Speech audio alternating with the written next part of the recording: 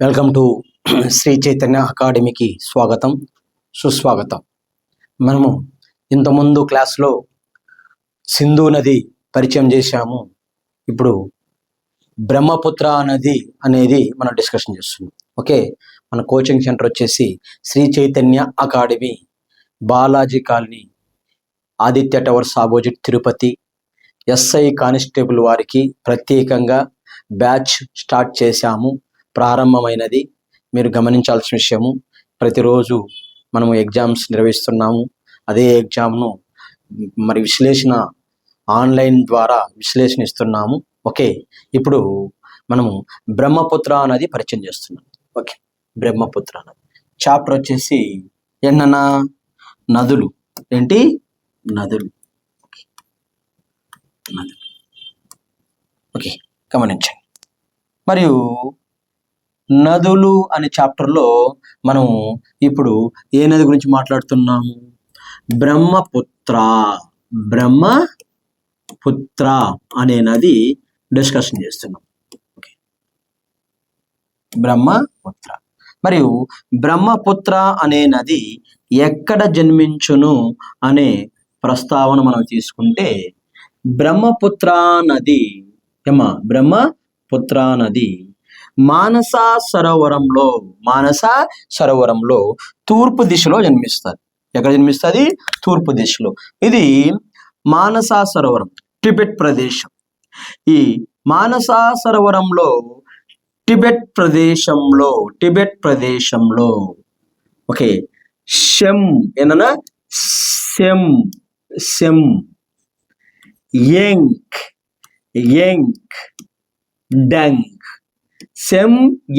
Dung. ఎక్కడ? మానస సరోవరం.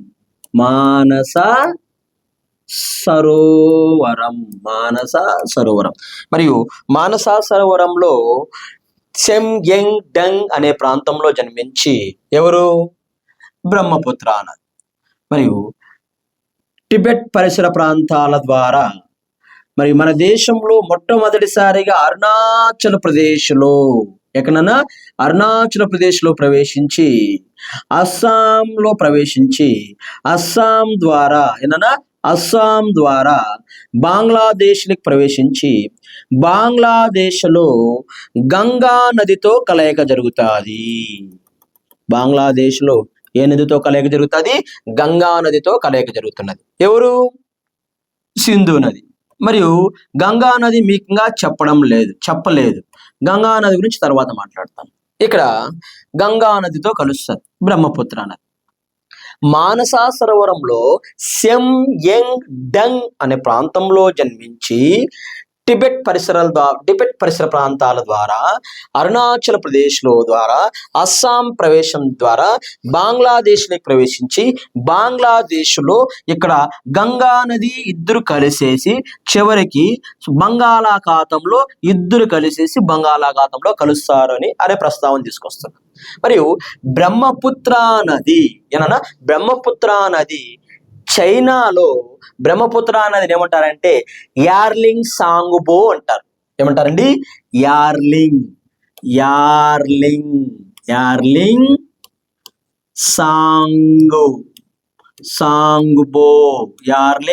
సాంగుబో అంటారు. ఎక్కడ? చైనాలో. మరియు చైనాలో బ్రహ్మపుత్ర నదికి మరొక పేరు మక్వాన్ అంటారు. ఏమంటారు? మక్వాన్ అంటున్నారు. మరియు ఈ బ్రహ్మపుత్ర నది చైనాలో యార్లింగ్ సాంగుబోగా మక్వాన్ నదిగా ప్రయాణించి టిబెట్ పరిసర ప్రాంతాల్లోకి చేరగానే ఈ టిబెట్ పరిసర ప్రాంతాల్లో చాంగుపో అంటున్నారు. చాంగుపో అలా టిబెట్ పరిసర ప్రాంతాల్లో చాంగుపో నదిగా, చైనా పరిసర ప్రాంతాల్లో యార్లింగ్ సాంగుబో మక్వాన్ నదిగా ప్రయాణించి భారతదేశంలో అరుణాచల్ ప్రదేశ్లో మరియు ఎక్కడ అరుణాచల్ ప్రదేశ్లో ప్రవేశిస్తాదంటే జిదోలా ఈ జిదోలా అనే ప్రాంతం ఏమన్నా జిదోలా అనే ప్రాంతం. గమనించండి, జిదోలా అనే ప్రాంతం, జిదోలా అనే ప్రాంతంలో ప్రవేశించును. మరియు ఈ జిదోలా అనే ప్రాంతంలోకి ప్రవేశించి అరుణాచల ప్రదేశ్లో ఏనన్నా అరుణాచల ప్రదేశ్, గమనించండి, అరుణాచల ప్రదేశ్, ఇది అరుణాచల ప్రదేశ్. అరుణాచల ప్రదేశ్ అంటున్నాము. ఈ అరుణాచల ప్రదేశ్లో ఎక్కడ ప్రవేశించింది? జిదోలా అనే ప్రాంతంలో ప్రవేశించింది. ఎప్పుడైతే అరుణాచల ప్రదేశ్లో జిదోలా అనే ప్రాంతంలోకి ప్రవేశించగానే అక్కడ ఒక లోతట్టు ప్రదేశాన్ని ఏర్పాటు చేసింది. ఓకే, బ్రహ్మపుత్ర నదికి ఒక పర్వతం అడ్డు రావడం వల్ల పర్వతాన్ని తుంచేసి ఒక లోతట్టు ప్రదేశాన్ని ఏర్పాటు చేసి ఒక గార్జును ఏర్పాటు చేసింది. ఎప్పుడైతే అరుణాచల్ ప్రదేశ్లో ఒక గార్జును ఏర్పాటు చేస్తే ఆ గార్జును దిహాంగ్ గార్జ్ అంటారు. ఆ గార్జును ఏమంటారమ్మా?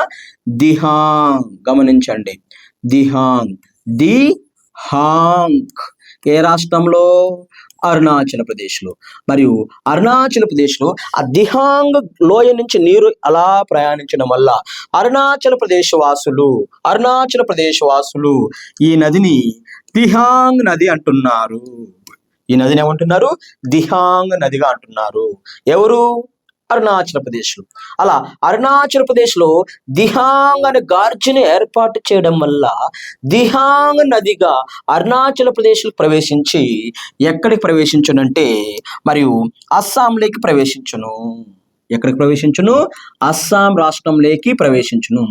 ఎప్పుడైతే అస్సాం రాష్ట్రంలోకి ఈ బ్రహ్మపుత్ర నది ప్రయాణించడం వల్ల బ్రహ్మపుత్ర నది వచ్చే పరిసర ప్రాంతాలలో అస్సాంలో విపరీతమైన వర్షాలు వస్తాయి. ఎప్పుడైతే విపరీతమైన వర్షాలు రావడం వల్ల ఆ వర్షపు నీరంతా అస్సాంలో బ్రహ్మపుత్ర నదితో కలవడం వల్ల అస్సాము ప్రతి సంవత్సరము వరదలతో మునిగిపోతున్నది. ఇప్పుడు మీరు గమనిస్తే ఇప్పుడే 2026 జూలై 30 తేదీన 27, 28 జూలై 30 తేదీలలో వరద వచ్చేసి అస్సాంలో బీభత్సం జరిగి ఆల్రెడీ మీడియాలో మీరు చూస్తూ ఉంటారు. ఎందుకంటే ఆల్రెడీ బ్రహ్మపుత్ర నది నీరు ఎక్కువ వస్తుంది. ఎక్కువ రావడం వల్ల ఆ నది ఎక్కడైతే అస్సాం పరిసర ప్రాంతాల్లోకి వస్తుందో ఆ పరిసర ప్రాంతాల్లో వర్షం ప్రభావం చాలా ఎక్కువగా ఉంది. ఆ వర్షం ప్రభావం చాలా ఎక్కువగా ఉండడం వల్ల మరియు అక్కడ పడిన వానంతా నదిలోకి చేరేసి నది బీభత్సం పెరిగిపోయి అంటే వరద పెరిగిపోయి వివిధ ప్రాంతాలకు నీరు చేసి వివిధ మొత్తం మునిగిపోవడానికి అవకాశం ఉంటుంది. కాబట్టి ప్రతి సంవత్సరం వరదలతో ముంచెత్తున్నది ఏ నది? బ్రహ్మపుత్ర నది. అందువల్ల అస్సాం రాష్ట్రంలో ఈ నదిని అస్సాం దుఃఖదాయిని అంటారు. ఈ నదిని అస్సాం దుఃఖదాయిని అంటున్నారు. ఎవరు? అస్సాం వాసులు. అలా ఎప్పుడైతే అస్సాంలో ఈ నది వల్ల వరదలు ఎక్కువగా నమోదు కావడం వల్ల ఆ వరదలకు మట్టి నీరంతా కొట్టుకుపోయి ఎర్రని మట్టి పోయేసి నదిలో కలవడం వల్ల దీన్ని ఎరుపు నది అని కూడా అంటున్నారు. రెడ్ రివర్ అంటున్నారు. ఎరుపు నది. మరియు ఎరుపు నదిగా మరియు దీనికి మరొక పేరు మాట్లాడుతున్నాం, సైడాంగ్ నదిగా అస్సాం రాష్ట్రంలో పిలుస్తున్నారు. ఏ రాష్ట్రంలోనైనా? అస్సాం రాష్ట్రంలో. ఏమేమి పేర్కొంటున్నారు? ఎరుపు నది అంటున్నారు, సైడాంగ్ నది అంటున్నారు. అలా అస్సాంలో ఈ నది వరదతో ఎక్కువగా ఇబ్బంది పడుతూ వివిధ ప్రాంతాల నుంచి వచ్చిన మట్టంతా నదిలో పడేసుకొని నది వేగం తగ్గిపోయి నది వంకర టింకర్లుగా ప్రయాణిస్తుంది. ఏ నది? బ్రహ్మపుత్ర నది. ఎప్పుడైతే వంకర టింకర్లుగా ప్రయాణించి అప్పుడప్పుడు తా నది తమ దిశను కూడా మార్చుకుంటుంది. ఎవరు? బ్రహ్మపుత్ర నది. ఎప్పుడైతే మట్టంతా నదిలో పడిపోవడం వల్ల నది వేగం తగ్గిపోయేసి దిశను మార్చుకొని వివిధ ప్రాంతాలకు ప్రయాణించడం వల్ల వరదలతో అస్సాం చాలా ఇబ్బంది పడుతున్నది. భారతదేశంలో దిశ మార్చుకున్న ఏకైక నది బ్రహ్మపుత్ర నది. భారతదేశంలో వంకర టింకర్లుగా ప్రయాణించే ప్రముఖ నది బ్రహ్మపుత్ర నది. భారతదేశంలో వరదలతో ఏ రాష్ట్రం బ్రహ్మపుత్రతో ఇబ్బంది పడుతున్నదంటే అస్సాం ఇబ్బంది పడుతున్నది. అలా ఈ నది వంకర టింకర్లుగా ప్రయాణించును. వంకరలుగా ప్రయాణించును. వంకరులుగా ప్రయాణించును. ఏ నది? బ్రహ్మపుత్ర నది. ప్లస్ అదే విధంగా ఈ నది ఒక భూభాగం ఒక భూభాగం అస్సాంలో అడ్డు రావడం వల్ల, ఇక్కడ గమనించండి, ఇది నది. ఈ ఈ నదికి అస్సాంలో ఒక భూభాగం అడ్డు రావడం వల్ల ఆ భూభాగాన్ని అలా భూభాగం దగ్గర నది రెండుగా చిలిపేసి మళ్ళా అలా కలవడం జరిగింది. ఎప్పుడైతే అలా భూభాగాన్ని మధ్యలో ఉంచి ఈ నది రెండుగా చీలిక జరిగేసి మళ్ళా కలవడం వల్ల చుట్టూ నీరు, మధ్యలో భూభాగము, దాన్ని దీపం అంటారు. అలాంటి దీపము మజులి అనే దీపం ఏర్పడింది. ఎక్కడ మజులి అనే దీపం ఏర్పడింది? అస్సాం రాష్ట్రంలో మజులి అనే దీపం ఏర్పడింది. అలా అస్సాం రాష్ట్రంలో మజులి అనే దీపం ఏర్పాటు చేసి తదుపరి బంగ్లాదేశ్లోకి ప్రవేశించింది. ఎప్పుడైతే బంగ్లాదేశ్లోకి ఈ బ్రహ్మపుత్ర నది ప్రయాణించడం వల్ల ఈ బ్రహ్మపుత్ర నదిని బంగ్లాదేశ్లో జమునా నది అంటున్నారు. ఏమంటున్నారు? జమునా నది అంటున్నారు. అలా జమునా నదిగా బంగ్లాదేశ్లో ప్రయాణించి లాస్ట్ గంగా నదిని కలుపుకొని చివరికి బంగాళాఖాతంలో కలిసింది. వీళ్ళిద్దరూ కలవడం వల్ల ఈ నదిని మేఘనా నదిగా చెప్పుకుంటున్నారు. ఏ నదిగా చెప్పుకుంటున్నారమ్మా? మేఘనా నదిగా చెప్పుకుంటున్నారు. ఏ నదిని? బ్రహ్మపుత్ర నది. ఏ దేశంలో? బంగ్లాదేశ్లో మేఘనా అంటున్నారు. ఎవరెవరు కలవడం వల్ల? బ్రహ్మపుత్ర నది గంగా నది కలవడం వల్ల మేఘనా అయింది. బ్రహ్మపుత్ర నదిని బంగ్లాదేశ్లో జమున అంటారు. అదే బ్రహ్మపుత్ర నదిని అస్సాంలో ఎరుపు నది, సైడాంగ్ నది అంటారు. మరియు ఏ నది దేశంలో వంకరలుగా ప్రయాణించినంటే బ్రహ్మపుత్ర నది. మరియు అస్సాం దుఃఖదాని బ్రహ్మపుత్ర నది అంటారు. మరి బ్రహ్మపుత్ర నది ఏ గార్జును ఏర్పాటు చేసింది? దిహాంగ్ గార్జును ఏర్పాటు చేసింది. ఏ రాష్ట్రంలో? అరుణాచల్ ప్రదేశ్లో. అందువల్ల దీన్ని దిహాంగ్ నదిగా చెప్పుకుంటున్నాము. మరి అరుణాచల్ ప్రదేశ్లో ఎక్కడ ప్రవేశించింది? జిదోలా.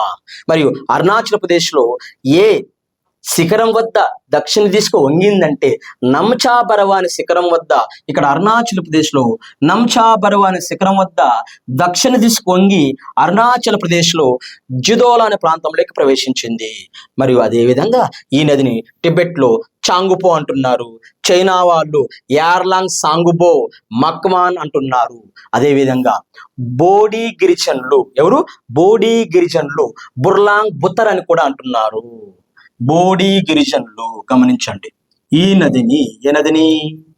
బ్రహ్మపుత్ర నదిని బోడీ గిరిజనులు, ట్రైబల్స్, ఆ హిమాలయాల్లో ఉండే ట్రైబల్స్ బుర్లాంగ్ బుత్తర్ అని కూడా అంటున్నారు. బుర్లాంగ్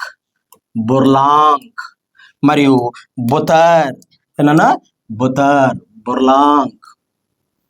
బుర్లాంగ్ మరియు బుతార్ అని చెప్పుకుంటున్నారు. ఏ తెగలు? బోడీ గిరిజనుల తెగలు. ఇది బ్రహ్మపుత్ర నది విశేషాలు. బ్రహ్మపుత్ర నది పొడవు వచ్చేసి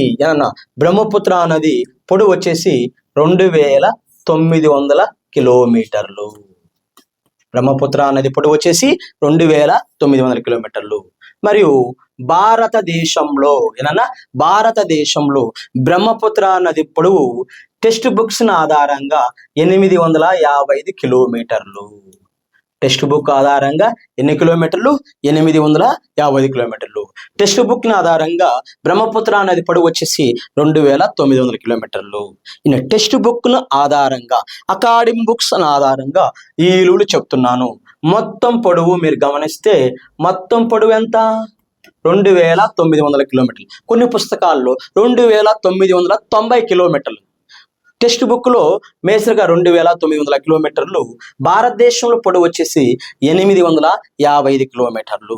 ఇది బ్రహ్మపుత్ర నది విశేషాలు. మరియు బ్రహ్మపుత్ర నదికి ఉపనదులు. బ్రహ్మపుత్ర నదికి ఉపనదులు గమనిస్తాం. ఏంటి ఉపనదులు? ఓకే, బ్రహ్మపుత్ర నదికి ఉపనదులు. బ్రహ్మపుత్ర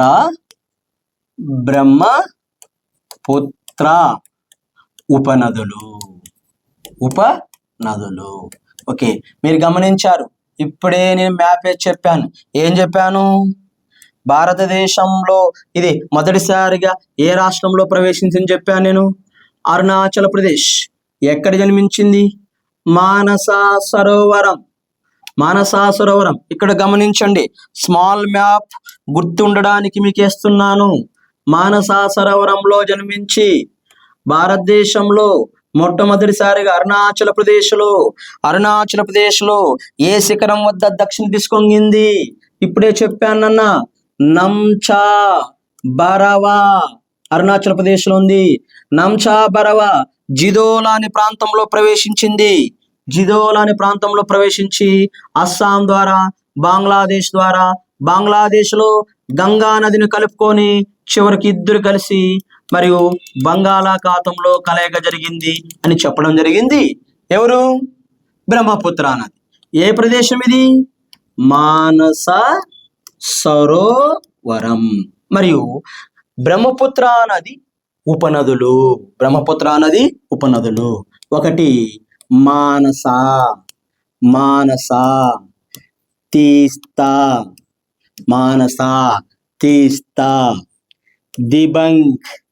దిబంగ్, లోహిత్, ధన్సిరి,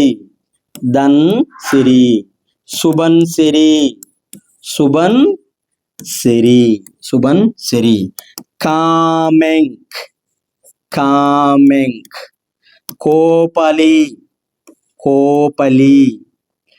సంకోష్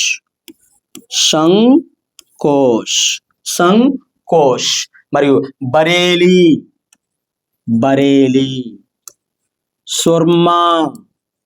సుర్మా, డిక్కు, దిబ్రు. ఇవి మనకు ఉపనదులు.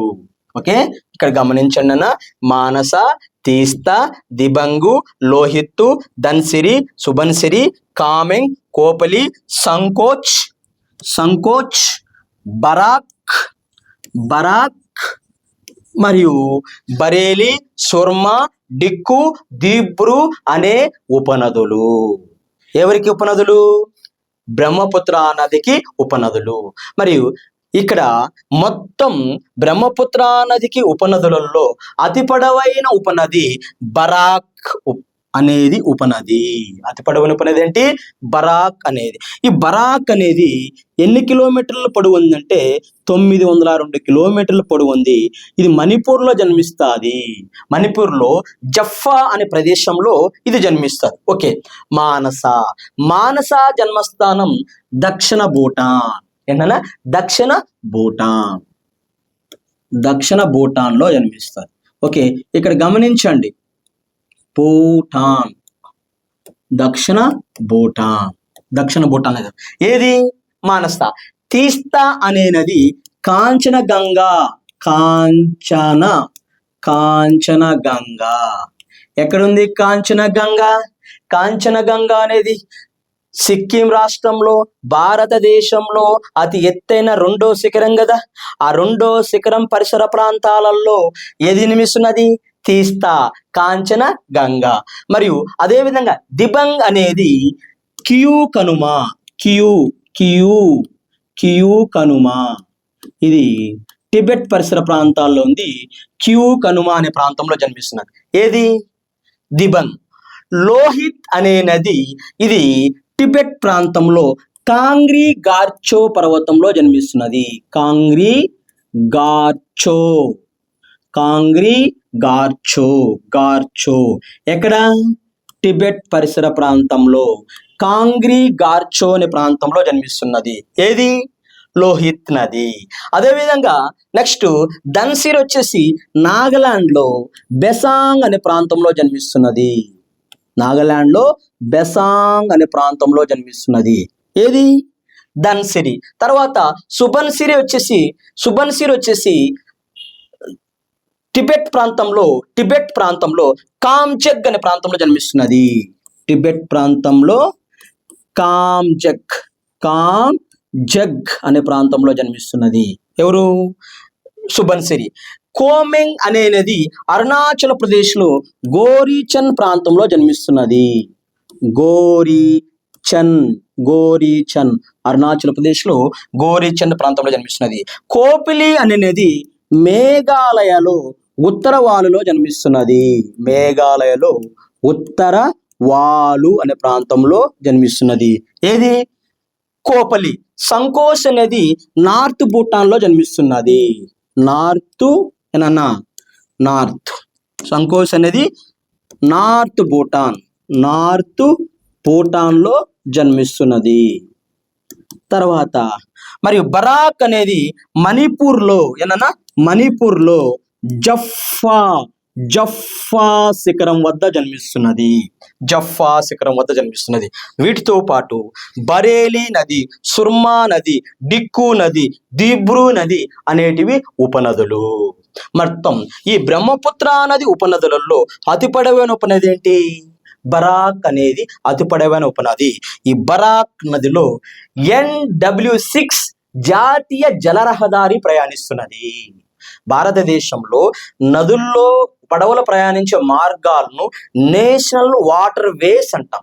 ఈ national water ways 6 number Barak నదిలో ప్రయాణిస్తే 2వ నెంబరు బ్రహ్మపుత్ర నదిలో ప్రయాణిస్తుంది. నేషనల్ వాటర్ వే 2 జాతీయ జల రహదారి 2వ నెంబరు బ్రహ్మపుత్ర నదిలో పడవలు ప్రయాణిస్తాయి. జాతీయ జల రహదారి 6వ నెంబరు బరాక్ లో ప్రయాణిస్తుంది. టోటల్ దేశంలో 6 జాతీయ జల రహదారులు ఉంటే అతి తక్కువ పొడవైన జాతీయ జల రహదారి NW6 ఇది బరాక్ నదిలో ప్రయాణిస్తుంది. ఇది 121 కిలోమీటర్స్ నదిలో పడవలు ప్రయాణించడానికి అవకాశం ఉంది. ఇది బ్రహ్మపుత్ర నది విశేషాలు.